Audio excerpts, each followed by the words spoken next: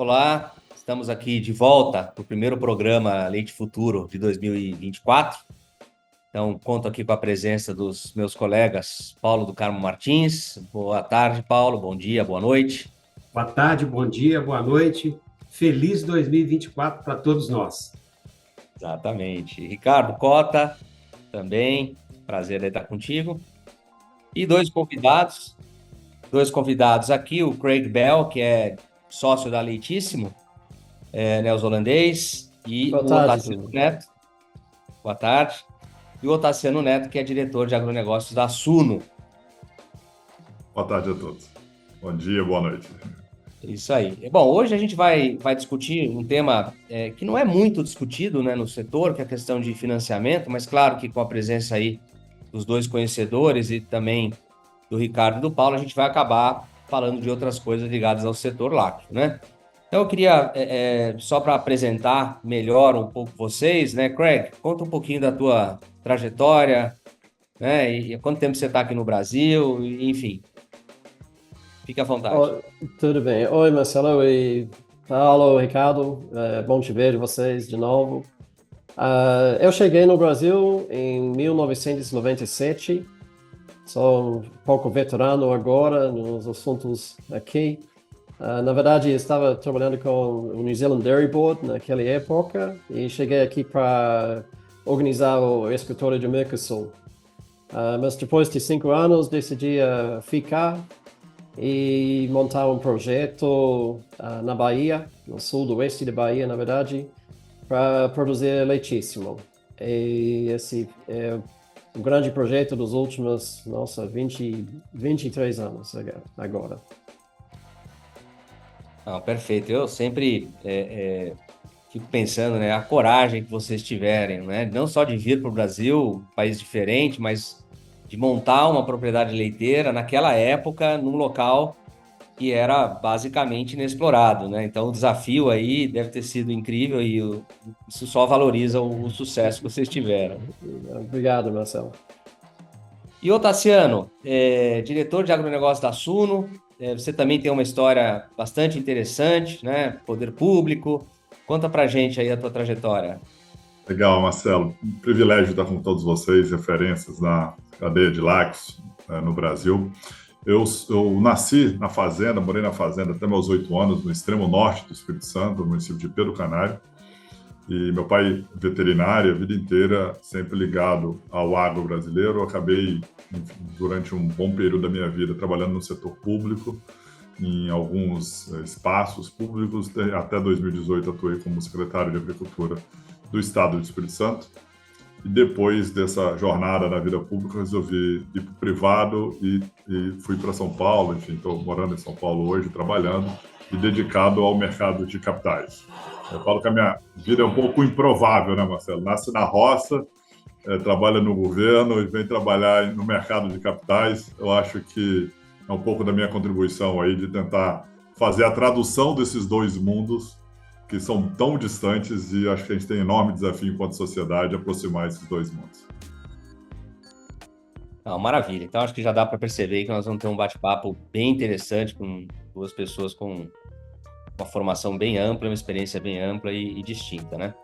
E o que chamou a ideia de fazer esse programa foi a notícia do CRA, né, da Leitíssimo, né, no valor de 40 milhões, dentro de um fiagro da Suno, se eu não estiver errado, né? Explica um pouco para mim como é que funciona esses fiagros e esse CRA, Otaciano, para leigos, né? Eu acho que aliás, outro dia eu estava conversando com um produtor de leite, aliás, uma produtora, né? E um dos temas que ela me falou foi eu precisava entender mais como é que funciona isso para captação de recursos. Então, explica para a gente aí como é que funciona isso.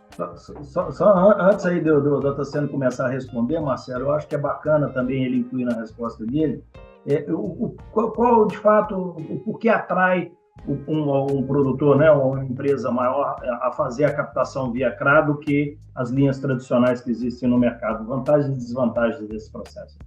super legal. Acho que vale a pena conceituar a diferença dentro do sistema financeiro nacional. Nós temos mercado de capitais e mercado bancário. Tem mercado monetário, tem mercado de câmbio, mas vamos concentrar no mercado de capitais e mercado bancário. Mercado bancário todo mundo conhece, todo mundo bate na porta do banco, conhece o gerente do banco, vai para a missa junto, os filhos estudam junto, é super tradicional do Brasil. O mercado de capitais, que é um negócio novo.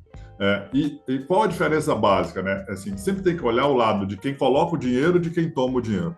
No mercado bancário, o banco pega esse dinheiro no balanço dele, né? O banco, quando você emite o LCA, quando você deixa o seu dinheiro na poupança, quando você deixa o dinheiro na conta corrente, o CDB, o banco pega aquele dinheiro e empresta. E o banco é um bicho alavancado. O banco empresta de 5 a 10 vezes mais do que ele tem de patrimônio líquido. Então, ele pega o dinheiro emprestado e empresta. O mercado de capitais é um pouco diferente. O mercado de capitais, os atores, como uma gestora, a Suno, no caso, é uma prestadora de serviço. Então, ela monta um fundo, o investidor coloca o dinheiro desse fundo e o fundo empresta para o produtor, para a empresa. Se tiver um risco de inadimplência, quem sofre é o investidor. Né? O investidor que toma essa inadimplência, não é o banco, né? Se um produtor não paga um banco, o banco paga para quem emprestou o dinheiro através da lei. Então, essa diferença é importante. Eu acho que e os FIAGROS nasceram, sobretudo, para poder ser um veículo, eles foram copiados dos fundos imobiliários, o deputado Arnaldo Jardim puxa essa inspiração dos fundos imobiliários, e ele permite com que as pessoas possam investir diretamente no agronegócio. Assim, e tem uma diferença básica, que eu acho que é a mais legal de todas. Um banco pega dinheiro em geral de curto prazo. Né? Quando você compra um LCA de um banco, ela tem 6 meses, 1 ano, uma CDB, ela é curto prazo. Então, o banco, obrigatoriamente, precisa emprestar esse dinheiro do curto prazo. Tecnicamente, chama casar passivo com ativo. Né? Então, o banco não consegue fazer grandes operações, porque o banco tem um risco chamado risco de liquidez. O mercado de capitais, quando qualquer investidor brasileiro hoje, a partir de R$10, consegue comprar a cota de um FIAGRO, quando você, Ricardo, foi lá e comprou R$10 a cota do SNAG, por exemplo, se você quiser vender, você não vai no fundo e fala assim, Tassiano, Vitor, me devolve meu dinheiro, como você faz no banco, você pega o dinheiro de volta. Você vende isso no mercado secundário e alguém compra. Por que eu estou falando isso? Tem até um pouco de tecnicismo. Mas isso permite, os fundos listados não têm risco de liquidez. Ao não ter risco de liquidez, os fundos podem fazer operações de longo prazo. Então, acho que é essa a grande diferença para a vida do produtor, do empresário. O banco faz de curto prazo. Tassiano, tem linha do BNE, do FNE, do FCO de longo prazo? Tem, mas é insuficiente. O próprio Fundcafé tem linha, o próprio Plano Safra tem linha. O Plano Safra é 1/3 só para investimento. Mais de 2/3 do Plano Safra é para custeio. Então, os FIAGROS têm se posicionado cada vez mais em operações de longo prazo, porque não tem risco de liquidez. Isso permite, por exemplo, que empresas que querem aumentar seu parque fabril, querem fazer irrigação, querem fazer silo, querem fazer operações de longo prazo, tenham no mercado de capitais e nos FIAGROS operações mais longas. Acho que esse é o grande diferencial, Ricardo e Marcelo. E o custo para o tomador nesse caso, desculpa, Paulo, e o custo para o tomador nesse caso se equipara com as linhas tradicionais de dívida? Depende do ponto da jornada. Quem está iniciando o relacionamento no mercado de capitais, em geral, paga um spread maior do que no mercado bancário, com a vantagem de ter mais prazo. Por quê? Porque o banco tem um relacionamento mais longo com a empresa, com o produtor rural. Então, conhece o risco de crédito muito melhor. Mas, no longo prazo, com implantação de boas práticas de governança, vai ser o contrário. Aí o mercado de capitais fica mais barato. Você pega, por exemplo, a Suzano. A Suzano hoje emite debênture no exterior a 5% ao ano. Eu vi uma debênture da Rumo essa semana, a Rumo pagando de juros o mesmo que o Tesouro Nacional paga. Isso é uma loucura. Mas a União paga a mesma quantidade de juros do que a Rumo. Por quê? Porque a Rumo tem anos de história no mercado de capitais, de boa governança, balanço auditado. Então, acho que no início, possivelmente, a porta de entrada tem um preço maior, com a vantagem de ter prazo, mas a partir, tenho certeza, do segundo CRA, do terceiro CRA, com balanço organizado, mostrando o conselho, mostrando boas práticas, isso inverte no longo prazo, em forma geral, tá, Ricardo? Assim, isso não é receita de bolo, assim, mas é um pouco do que eu tenho visto no dia a dia. Bacana, obrigado. Luciano e Craig, primeiro ponto que eu queria registrar aqui, que hoje nós estamos fazendo um programa histórico, com duas pessoas inovadoras, a sua trajetória, Tassiano, é impressionante quando você passou pelo setor público, e o Craig com a coragem dele aí enfim, é inovador até mesmo no processo de relacionamento com os trabalhadores dele, que eu tive a oportunidade de conhecer. E agora nós estamos discutindo uma questão que a maioria dos produtores brasileiros, não estou falando de leite não, ainda não atentaram. E nós mesmos vamos aprender muito com você e com o Craig aqui nessa nossa conversa. E aí, nós somos um país, historicamente, de taxa de juros muito elevadas, né?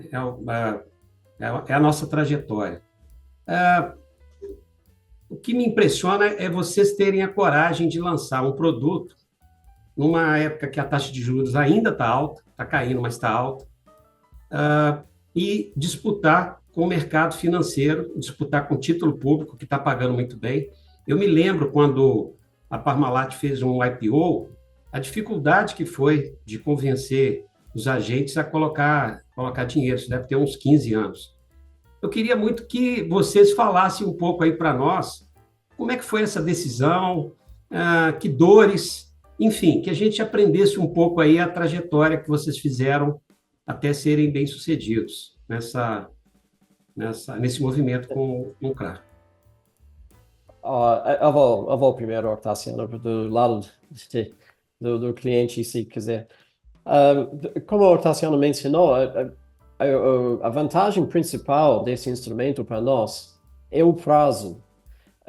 Cada vez que falamos com um banco, no passado é 2 anos ou 3 anos, e você não tem garantia que vai ser renovado.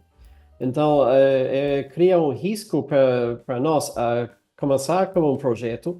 Como todo mundo sabe, é 2 anos entre uma bezerra e a primeira gota de leite, se você tem sorte. Então, leite é diferente de soja, que é um ciclo anual, ou milho, uma coisa assim, ou até cana-de-açúcar, de uma certa maneira. Leite precisa o segredo de outros países, como Nova Zelândia, é financiamento de longo prazo para a indústria. E essa foi a razão principal que foi atraente para nós, porque nós temos um plano ainda de 5, 7 anos para terminar o desenvolvimento do bloco de terra que temos lá na Bahia. Estamos crescendo organicamente, fechamos o nosso rebanho 15 anos atrás. Não compramos vacas do mercado, por causa do risco sanitário. E ainda temos um programa. Esse programa precisa de grandes investimentos nos pivôs e também na fábrica, porque mais leite tem que fazer mais processo também. Então, o alinhamento de prazo para nós foi a coisa mais importante nessa relação com o Suno que temos.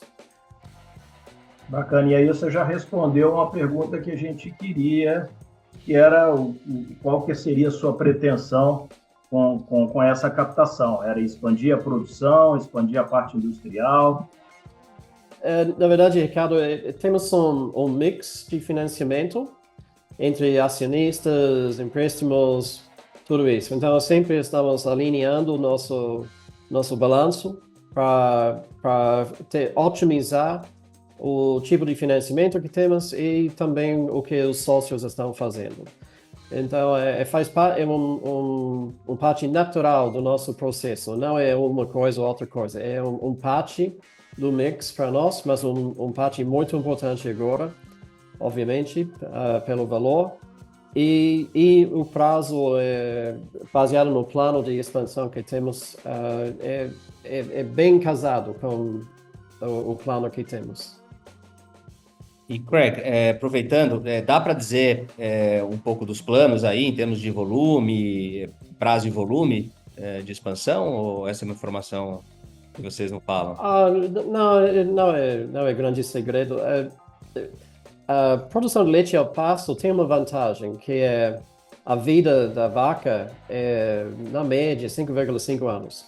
Ou seja, é possível aumentar o rebanho mais rápido que um sistema de confinamento que tem um ciclo muito menor para as vacas. Então, em termos de número de vacas que podemos produzir pelo futuro, o crescimento orgânico é 15 a 20%, sem fazer algo com sêmen sexado, outras táticas que pode ser utilizado. Então, ainda, Marcelo, acho que temos a possibilidade de irrigar o dobro que estamos irrigando hoje na terra que temos lá.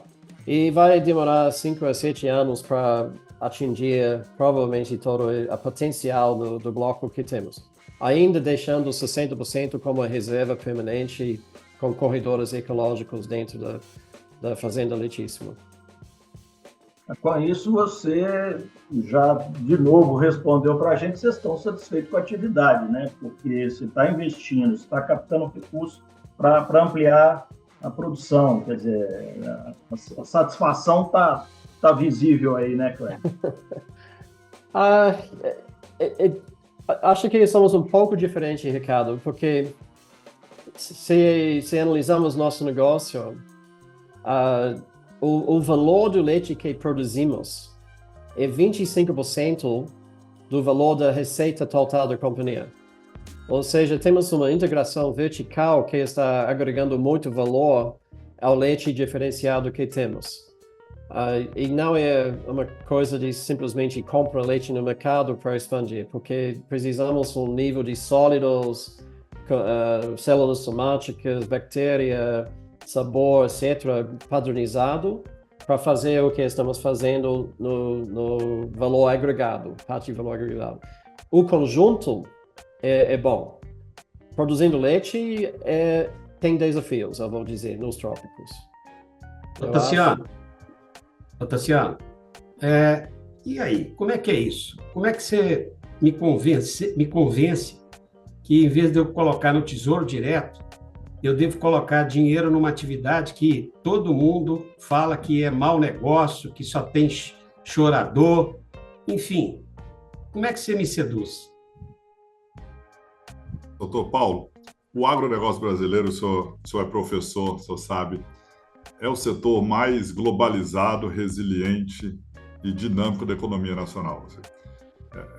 Eu tenho dito que se o agronegócio um dia estruturalmente quebrar, todos os outros setores da economia brasileira já foram embora. Então, é um contrassenso brasileiro investir pouco no agro, né? Acho que falta informação, acho que tem um elemento cultural que durante muitos anos, né, esse processo de industrialização do Brasil, dado no século passado, criou-se uma narrativa, né, de quem ficou no interior era o Jeca Tatu, era o Mazzaropi, era uma pessoa atrasada. E o agro mudou, as pessoas não perceberam que o agro mudou, e agora estão acordando com um negócio que é 30% do PIB nacional, que gera 28 milhões de emprego no Brasil. E estão vendo a oportunidade que é investir nesse setor. Então, assim, então investir no agro é investir no setor mais dinâmico e que você tem spread sobre investir no título do Tesouro. Então, é possível ganhar mais do que o senhor, qualquer brasileiro, investindo no Tesouro Nacional, investindo no agro. E olhando agora, abrindo o agro, eu acho que a gente tem o grande desafio, e eu respondo pontualmente a pergunta do senhor, que é o grande desafio da gente ter boas empresas no ponto de vista de governança. Essa palavra governança, às vezes, é muito difícil materializar, mas eu uso alguns exemplos e cito alguns do Craig. Assim. Por exemplo, você, produtor que está nos ouvindo aqui, assim, você mistura dinheiro da sua casa com a fazenda? Assim. Se mistura, você vai pagar juros mais altos, sabe? Assim, você mistura essa vida, compra carro para a filha que estuda na capital com nota fiscal de produtor, porque isso vai pagar menos imposto, isso você vai ter um custo no mercado de capitais mais alto. Então, esses são elementos da governança. Quando a gente começou a conversa com a Leitíssimo, a gente viu, vou dar um exemplo clássico, assim, eu tive com o Craig no escritório em São Paulo, E quando chega um produtor para a gente, doutor Paulo, fala assim, olha, eu produzi 60 sacos de soja por hectare ano. A gente não faz a segunda conversa, porque não existe possibilidade de alguém produzir 60 sacas de soja todos os anos certinho, sabe assim? É porque isso mostra que a pessoa não tem controle, né? Ela mostra que ela está sem o controle. Quando você conversa, quando o Craig abria as planilhas de leite no Brasil, no mundo da leitíssima, você fala assim, olha o nível de confiança que passa para construir uma operação, sabe? Pô, tem estrutura, tinha balanço auditado. É só empresa que tem balanço auditado consegue acessar mercado de capitais? Não, mas isso tudo diminui o risco da operação, sabe? Quando olha tudo e mostra segurança, olha, eu tenho um controle absoluto. Quando vai na fazenda em Jaborandi e vê a escola com as crianças, filhos dos funcionários estudando em inglês, estudando em português, fala assim, cara, assim, é outro mundo esse negócio aqui. Eu preciso, assim. Então, o nível, o mercado de capitais tem muito essa lógica da confiança, sabe? Então, assim, eu acho que vale a pena investir no agro, vale a pena investir. E temos ótimas operações no Brasil de pecuária de leite, a gente ganhando prêmio aí sobre o preço médio, e como é o trabalho da Leitíssimo, então a gente está muito seguro e estamos sonhando aí com o senhor virando cotistas do SNAG e, de certa forma, ajudando a financiar a Leitíssimo, o crescimento. Tassiano, é muito boa a colocação de vocês dois aí, né? E não há como não pensar que o mercado de capitais pode ser ou vai ser, assim como em outras áreas já é, né, um direcionador importante, né, de boas práticas, da questão ambiental, da questão, né, social, da questão de bem-estar animal, eventualmente, né? Acho que esse é um ponto interessante. Vai vir de certa forma, um dos drivers disso vai ser o mercado de capitais. Agora, pegando um pouco a pergunta do Paulo, duas coisas, né? Eu acho que o agro em si hoje, ele já é visto como uma atividade rentável, né? E aí talvez tenha de sucesso, né? Talvez tenha tido algum conflito agora, né, com a situação, né, que estamos vivenciando no agro, né? Com queda de preço de commodities, etc., endividamento de produtores. Eu imagino que tem um ruídozinho aí. Eu até vi outro dia um podcast que você participou, falando que não é tanto assim, etc., mas eu imagino que deve ter, no momento que lança o Fiagro, pega o agro meio num momento ruim, né? Se quiser comentar um pouquinho sobre isso. E aí a questão do leite, depois eu vou fazer um complemento aí sobre uma percepção que eu tive com um gestor, né, de fundos de investimento que investe em terras, né, e a visão dele sobre leite era muito peculiar, né, que eu queria até compartilhar um pouco depois com vocês. Eu acho que eu tenho dito regularmente, né, que o investidor está morrendo com o barulho da bala. Assim. Nós não temos crise estrutural no setor, nós temos 100 e poucas RJs. Se a gente considerar que tem 400 mil produtores rurais no Brasil, responsável por 86% do valor bruto da produção agropecuária, não estou colocando nem os 5 milhões de produtores, estou colocando 400 mil quem produz. Isso dá 0,00032%, assim, não é nada. Então, nós não temos estruturalmente... Onde tem problema? Tem problema em quem investiu mais do que conseguia. Usou caixa para comprar mais terra, para fazer investimento, achando que esse preço de commodity, fruto do momento de Covid, das disrupções das cadeias globais, isso fosse ficar, né? Soja chegou a 185, o pessoal fala, não, vou guardar que vai dar 210, né? Isso aconteceu anteontem, há pouco tempo atrás. Então, eu estou muito seguro com o setor. Como eu disse, não tem setor que tem margens igual o agronegócio, do conjunto da obra, né? Você pode ter um ou outro arranjo produtivo com mais dificuldade, mas o conjunto da obra é muito bom. E o trabalho de comunicação, assim, a própria imprensa, assim, no dia a dia, exagera, assim, pega como se isso fosse o grande problema. E isso, o que acontece? Afugenta um pedaço dos produtores, dos investidores. Então, de fato, é um trabalho de comunicação muito forte para que as pessoas compreendam que, cara, esse é o melhor negócio do Brasil. Como você, como investidor, não investe no melhor negócio do Brasil? Então, é um desafio, certamente, Marcelo, mas eu acho que a guerra da comunicação está sendo vencida, assim, sabe? Porque as pessoas... tem um problema. Cadê o problema? Assim, soja ia acabar, soja ia dar 70%, 80% de quebra. Cadê? Não existiu esse negócio, sabe? Agora o Aninho já está acabando, já está falando em laninha. Então, tem um trabalho de educação do investidor. Ele está percebendo que tem ciclos, o agro vive de ciclos, mas mesmo no ciclo de baixa, tem margem suficiente para honrar o compromisso do ponto de vista estrutural. Assim, pontualmente você tem problema, mas a gente está muito convencido. É força de comunicação, como esse trabalho muito bacana que vocês fazem aqui no Leite do Futuro. E só complementando, né, que eu falei do caso do investidor, né, que investe em terra, investe em silvicultura, investe em um monte de coisa, e eu falei de leite, né, ele falou, leite eu não quero passar nem perto, né, eu falei, mas por quê? Nossa, leite complicado, né, muito conflito, só problema, e etc, etc, baixa margem, baixa rentabilidade, etc. Então, é claro que quando você analisa uma cadeia pela média, né, você vai ter uma, né, ou pelo ruído, né, você vai ter uma leitura, né? Mas aí eu comecei a falar, olha, tem projetos sendo feitos, projetos muito bem executados, né, produtores crescendo, né? E ele falou, nossa, mas interessante, eu não fazia noção disso, porque a imagem que eu tinha era de uma atividade que não tem futuro, né? E ele falou, pô, vamos ver esse negócio aí, como é que é? Né? Aí comecei a falar mais, né? Quanto que fatura por área um produtor tecnificado, né? Que retorno que pode ter, né? E tudo mais, e mudou um pouco a percepção dele, né? Então, eu fico pensando aí se também não falta educação, né? Quer dizer, do próprio setor para fora, né? De trazer o mercado de capitais, se esse tipo de ação de vocês aí não pode ser algo que vai chamar a atenção para que existe o leite e, né, no seu caso, a adição de valor, a agregação de valor, mas tem muita gente boa aí no mercado, né? Eu concordo plenamente. Assim, eu acho que esse trabalho, né, de aproximar o que o mercado chama do interior do Brasil, da Faria Lima do interior, é isso. Assim. Eu acho que falta, por parte dos produtores e dos empresários rurais, conhecimento do que é o mercado de capitais, e falta por parte do mercado de capitais, das gestoras, conhecimento do que é o agro brasileiro, sabe? Assim, não dá para tomar operação de escritório com ar-condicionado na Faria Lima, assim, e escutar que leite é um problema porque leu num determinado jornal, porque ouviu falar que a Argentina teve importação. Assim, é falta de conhecimento. Lá na Sul, a gente quer boas operações. Então, assim, qualquer setor da economia, assim, a gente quer abraçar que sejam boas operações.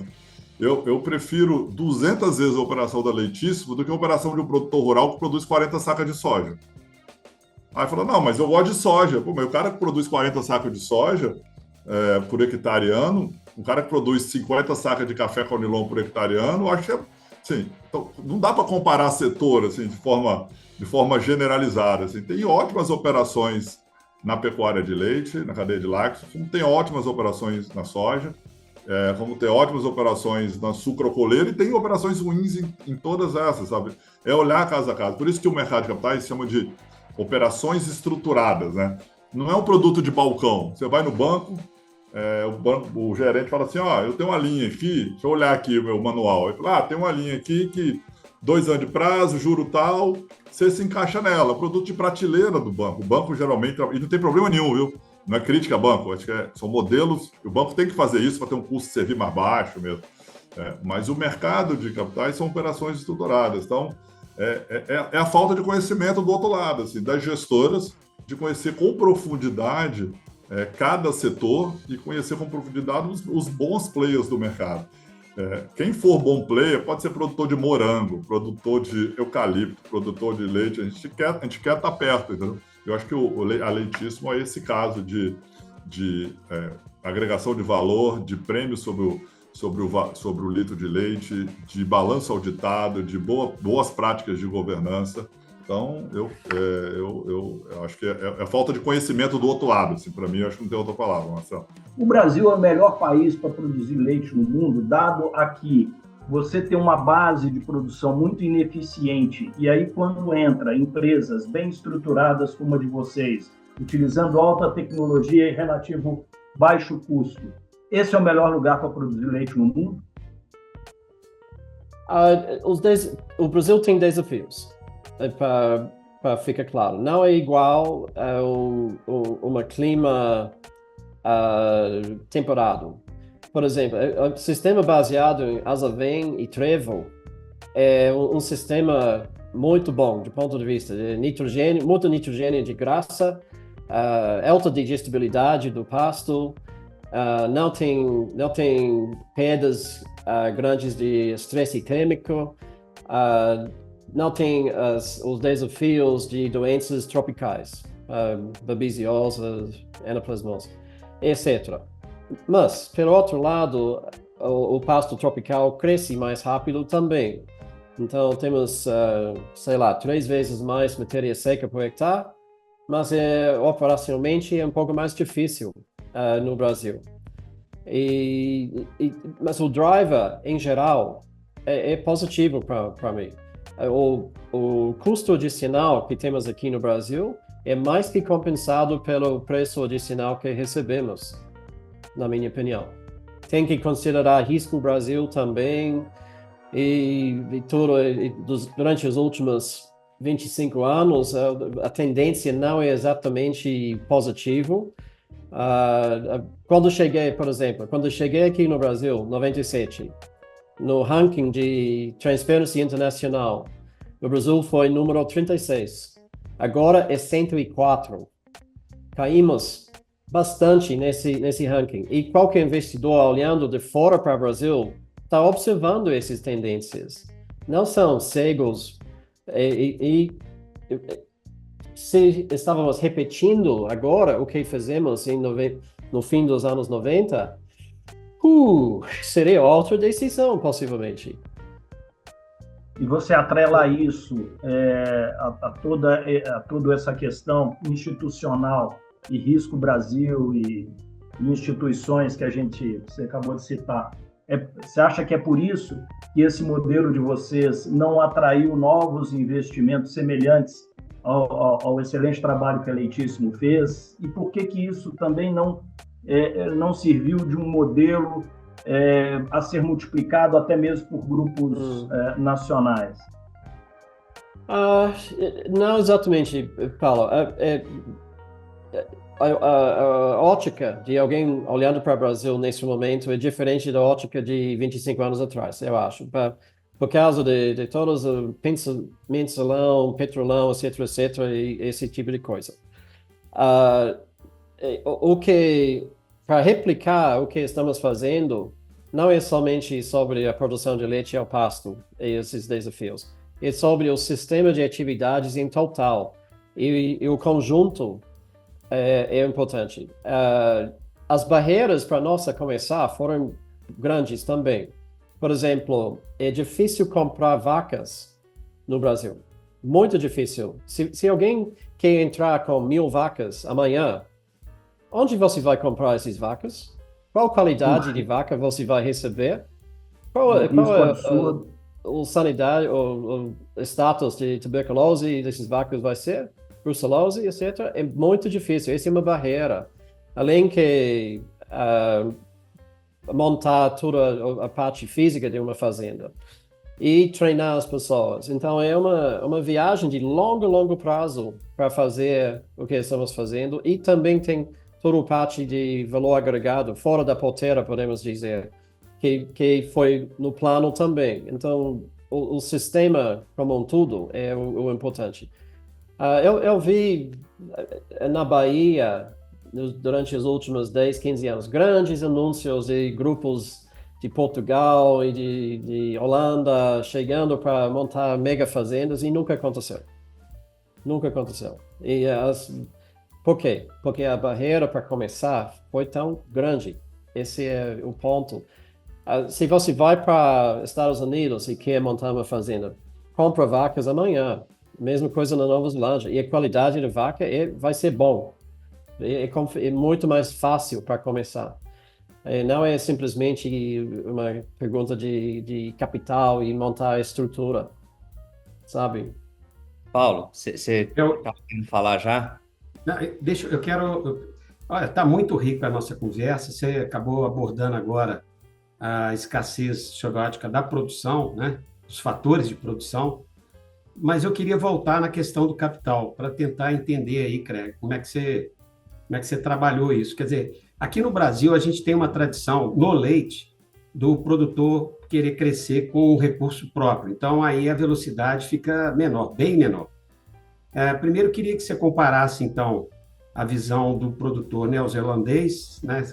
Como é que ele faz, se ele cresce alavancado comparado com o brasileiro, e depois como é que foi essa decisão sua, né, de sair do tradicional mercado bancário e procurar um inovador como o Tassiano para entrar no mercado financeiro, para buscar o seu crescimento. Essas duas visões seriam muito interessantes aqui para nos enriquecer. Sim. Eu posso dizer que na Nova Zelândia, na Holanda, Europa em geral, não toda a Europa, mas muitas partes da Europa. Austrália não conheço, mas imagino nos Estados Unidos também, que fazendeiro não tem medo de alavancagem. Esse é um parte natural, porque otimiza o retorno sobre capital, na verdade. No Brasil, foi muito mais volátil no passado, podemos dizer, taxa de juro, não, especialmente, todo mundo lembra hiperinflação no Brasil, e esse fica aqui na memória do produtor, e tem medo de que pode voltar e pode perder tudo, na minha opinião. Esse é um medo lá. Nós temos um pouco mais confiança com a estrutura que fazemos e pensando no nosso balanço como um total também. O que temos de equity, o que temos de, como chama, fundos próprios e o que temos de empréstimos no balanço. Sempre analisamos esse parte do negócio também. Então, esse permite, de uma maneira, de otimizar a nossa estrutura capital. Essa é uma coisa importante. Como já mencionei também, o prazo, porque temos o plano de investimento pelos próximos 5, 7 anos, é grande, é muitos milhões de reais que vamos investir no negócio. E o retorno vem, mas não na próxima safra, no caso de leite. O retorno vem com tempo, e construindo uma coisa com tempo. E esse foi por quase 15 anos, foi uma coisa que estávamos buscando, financiamento com um prazo mais compatível com o plano de desenvolvimento de longo prazo também. E esse foi a vantagem que vimos no sistema de CRA, um FIAGRO assim. Bom, fico pensando só para, comparando, né, eu vejo a maneira como o Craig se refere aí às questões de finanças, né? Eu lembro na Nova Zelândia, visitei um produtor que tinha começado pequenininho, mas já tinha 3 ou 4 mil vacas, né? E é impressionante a educação financeira dele, né? Eu lembro até hoje como que ele lida com finanças. Olhando aqui nossa situação, acho que tem um trabalho grande de educação financeira do produtor, não só de leite, mas do agro em geral, né? De como assumir, né, dívida, quais são as formas de captação de recurso. Acho que isso é uma coisa que me ocorre aí que precisa ser muito bem trabalhada, né? E, Tassiano, por que o capital não encontrou o leite ainda, né? O leite ainda depende muito do sistema bancário, tem um caso aqui do Craig, né, da Leitíssima, mas por que na tua visão isso não aconteceu ainda no leite? Eu acho que o mercado de capitais ainda não encontrou o agro, viu, Marcelo? Se a gente pegar a carteira de crédito do Brasil, em torno de R$1 trilhão, o mercado de capitais financia 10% disso, cento e poucos bilhões de reais. Se a gente pegar o mercado de capitais do crédito nacional, é 20% no Brasil, 22% do crédito brasileiro vem via mercado de capitais e 80% via sistema bancário. Nos Estados Unidos é o inverso. 80% do financiamento da economia americana como um todo vem do mercado de capitais e 20% do mercado bancário. Então, eu acho que tem um descolamento mesmo do agro com o mercado de capitais. E eu queria trazer um elemento que o Craig e o Ricardo falaram. Assim, eu acho que, eu falei esses dias no evento na Fiesp, eu tenho falado sobre isso. Antigamente, falo muito com deputados queridos, com a turma da FPA, falei assim, antigamente, falar em renegociação de dívida era um bom negócio. porque você precisa refinanciar, tem problema, e você usava esse mecanismo de pressão do sistema financeiro para renegociar, para pressionar o Ministério da Fazenda. Né? Pressiona o Ministério da Fazenda para liberar mais recursos e para renegociar. O que acontece hoje? 2/3 do financiamento ao produtor rural é privado e 1/3 é público. Ao falar que precisa de renegociação de dívida, ao colocar essa agenda, você está dando um tiro no pé, você está afugentando o investidor, a gente já tratou sobre isso. Acaba sendo um objetivo, que é o velho objetivo tradicional, né? De, vamos lutar por mais, por renegociar, vamos lutar, assim. Mas o mundo mudou, o mundo está conectado. Eu acho que essa questão das narrativas é um desafio que nós, enquanto sociedade, enquanto atores aí do mercado, precisamos reaprender, né? Porque a gente estava acostumado de um jeito que, de forma legítima, fazia pressão sobre o governo, mas o governo financia pouco esse negócio hoje. Então, quando você continua com o mesmo método, você contamina o financiamento privado. Então, será que vale a pena? Como é que a gente vai tratar disso? Eu acho um desafio para nós, viu, Marcelo? Para todos nós, enquanto sociedade aí envolvida. Excelente, Tassiano. Eu acho que só para a gente partir para o bloco final, a conversa está muito boa aqui, a gente podia ficar, já foram 45 minutos já. Impressionante. Mas eu acho que a dor do leite, né, no meu modo de ver, fazendo um contraponto aí, é que não existe um leite, né? Não é uma cadeia homogênea. Né? Então, assim, parte do ruído, né, vamos chamar assim, é porque tem um monte de gente, de fato, em dificuldade, né? Tem um monte de gente que, numa situação em que a água sobe, né, vai ter muita dificuldade, vai sair, enfim, produtores pequenos, etc. Não estou aqui discutindo se isso é bom ou ruim, mas é uma realidade, é um fato, né? Então, acho que esse é o que é o grande... Talvez o leite seja a cadeia hoje mais heterogênea do agro brasileiro, se a gente analisar, até porque as outras já fizeram esse processo há muito tempo, né? Já passaram por isso, e o leite brasileiro é muito heterogêneo em relação ao leite de outros países, por exemplo, Nova Zelândia, Estados Unidos, etc, etc. Né? Essa é um pouco a minha contribuição aqui fazendo um contraponto, né? Bom, dicas. Vamos para as dicas. Leitura, séries, podcasts, vídeos de interesse. Quem quer começar? Convidados. Convidados. Com os convidados. Ok, eu vou.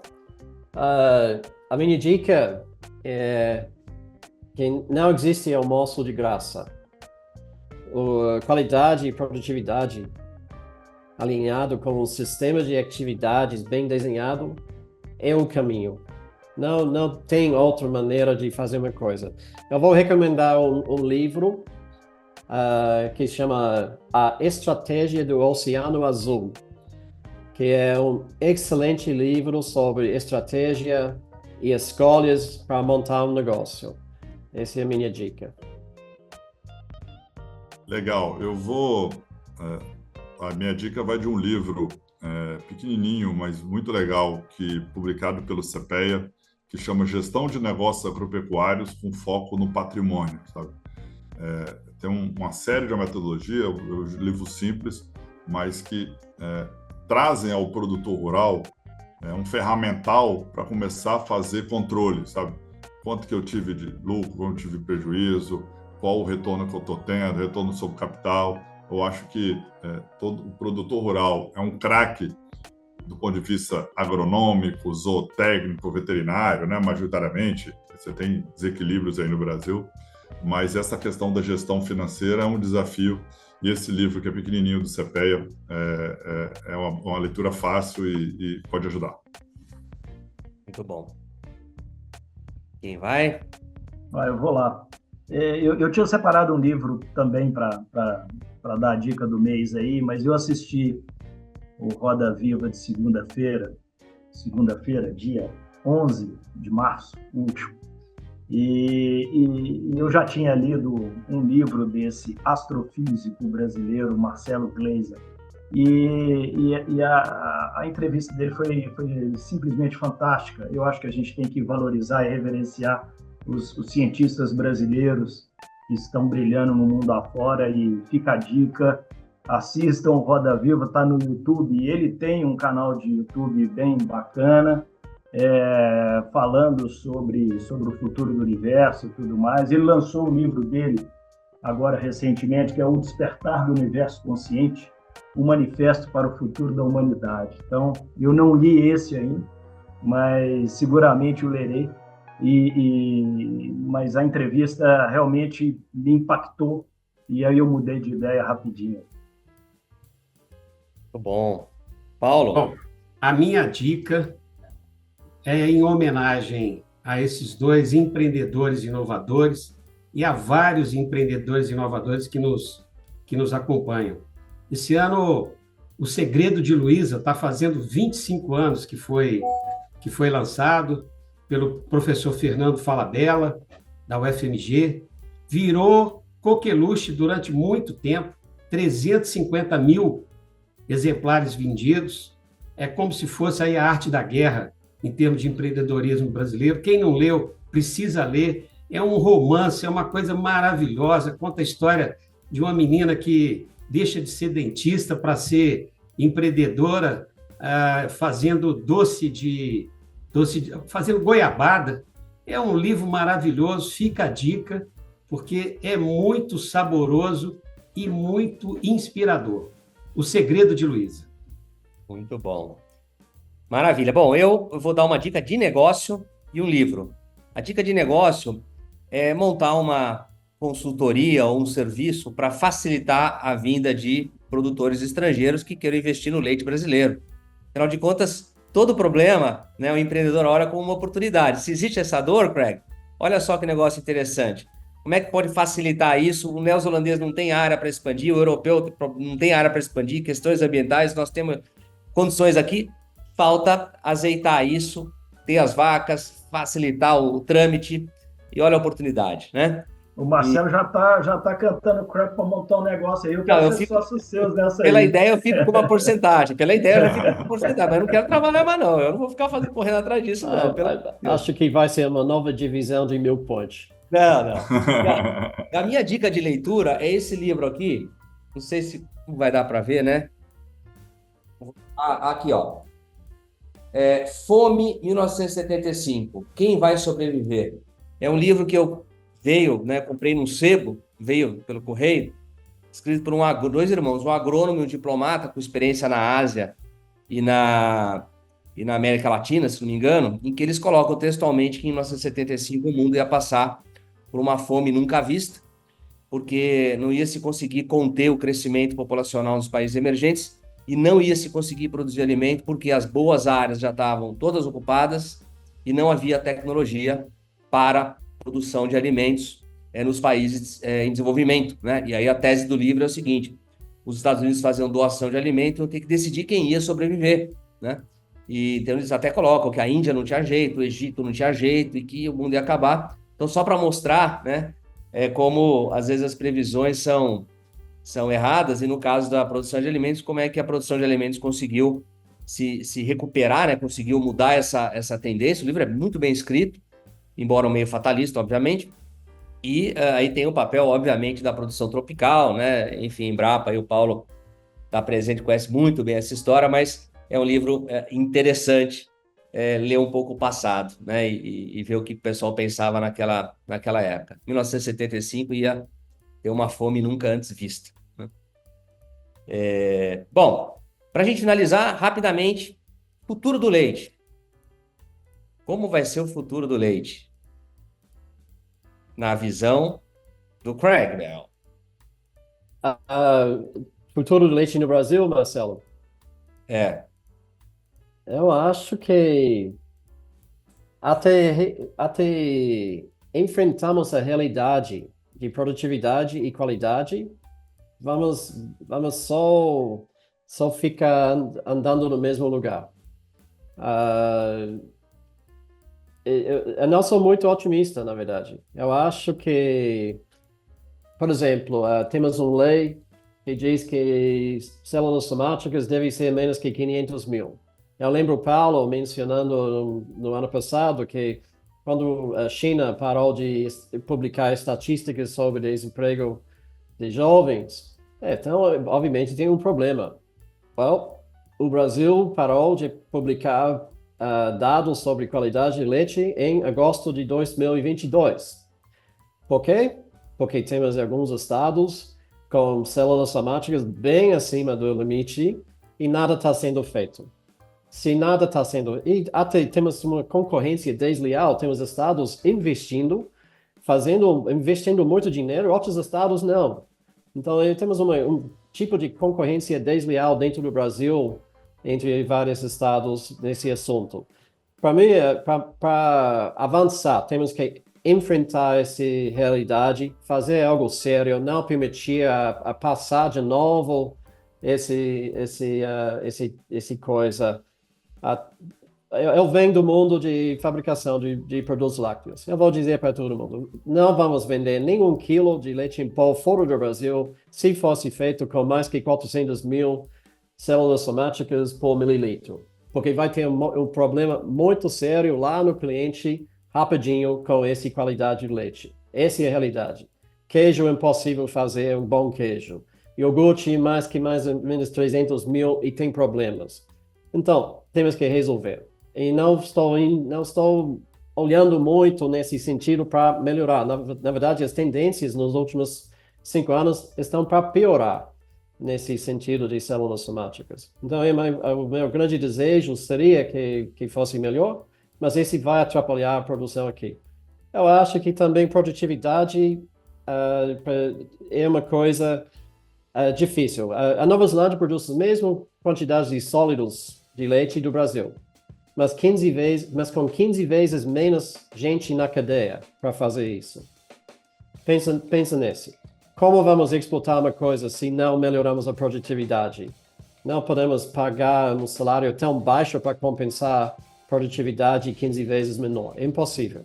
Então, até resolvemos essas duas coisas, eu não vejo um cenário muito diferente do que temos hoje. Seria um pouco mais de importações, 7, 10% de leite formal no Brasil, e o preço vai ficar apoiado pelo fato que estamos importando e não exportando com um preço 40% abaixo do que o produtor recebeu ano passado. Então, é mais do mesmo, Marcelo, é o que eu acho que vai acontecer até realmente enfrentarmos esses problemas de produtividade e qualidade. Excelente. Isso, alguém falar com essa clareza e essa franqueza é muito bom. Obrigado, Craig, pelo posicionamento franco. Ô, Tassiano, do ponto de vista do capital, dá para ficar otimista com o futuro? Eu acho que eu tenho convencido, Marcelo, que o mercado de capitais aumentará o financiamento da agricultura e que nesse mar de contradições que você trouxe, tem boas operações de leite, tem outras empresas com a qualidade deleitíssimo e que é o produtor que está, não só a empresa, né, mas um produtor rural que quer buscar o mercado de capitais. Acho que o caminho é mais difícil que o do banco, evidentemente, que você está acostumado, mas é um caminho que é possível fazer.